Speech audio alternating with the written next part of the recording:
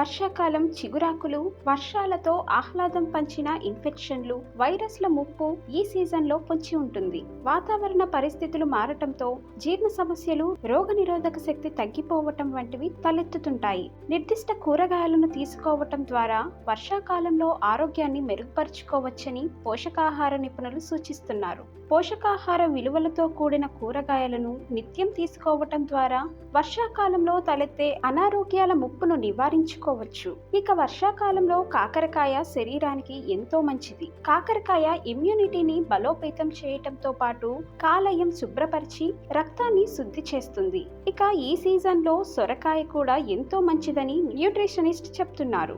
సులభంగా జీర్ణం కావటంతో పాటు జీర్ణ సమస్యలు దరిచేరకుండా ఉంచటంతో పాటు ఇందులో నీటి శాతం ఎక్కువగా ఉండటం వల్ల శరీరం హైడ్రేట్ గా ఉంటుంది. మరోవైపు సొరకాయ తరచూ తీసుకోవటంతో మలబద్ధకం నివారించి అజీర్తి, కడుపుబ్బరం వంటి సమస్యలు దరిచేరవు. ఇక వర్షాకాలంలో తీసుకోవాల్సిన కూరగాయలను పరిశీలిస్తే కాకరకాయ, సొరకాయ, బీరకాయ, పాలకూర, మెంతికూర, మునగ, క్యారెట్, బీట్రూట్, గుమ్మడికాయ, బెండకాయ.